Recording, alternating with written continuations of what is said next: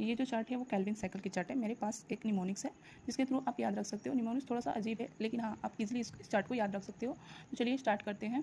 Ruby नाम की एक लड़की होती है, ठीक है, उसके पास बिस फॉस्फेट होता है। बिस फॉस्फेट का मतलब होता है यहाँ पे कि उसके पास 20 करेंसी है। और वो जो रूबी नाम की जो लड़की है वो अपने कार से अपने तीसरी फूफी के पास जा रही है। तो जाते वक्त वो अपने कार में क्या करती है, CO2 गैस एटमॉस्फेयर से डलवाती है। तो जब एटमॉस्फेयर से CO2 गैस डलवा रही है अपने कार में तो H2O गैस भी रिलीज़ हो रहा है। H2O गैस भी उसके साथ उसके कार में चला जाता है। फिर उसके बाद वो अपने तीसरी फूफी को के पास जाती है।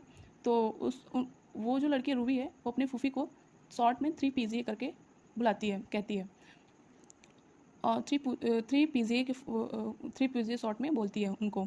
तो फिर उसके बाद अपनी तीसरी फूफी को लेकर मार्केट जाती है। मार्केट का कोई मीनिंग नहीं है, ठीक है। और वो मार्केट से क्या करती है, 2 रेड कलर के कपड़े खरीदती है अपने लिए।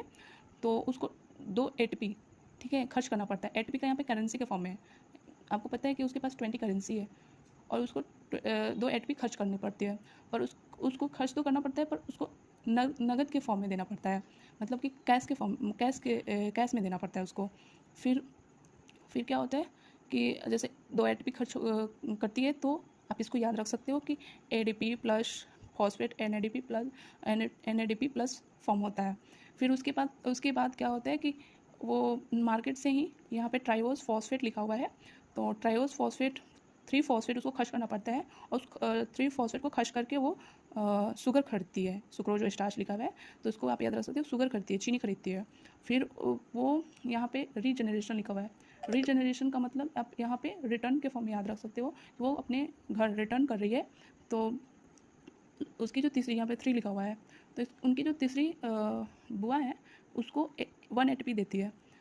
और फिर उसके बाद ATP से फिर 1 ATP से ADP बनता है और इस तरीके से आप याद रख सकते हो, ठीक है। तो इस तरीके से आप याद रख सकते हो और ये जो साइकिल है वो इसी तरह से चलता रहता है। तो आई होप ये जो निमोनिक्स है वो आपके लिए हेल्पफुल हो। Thank you.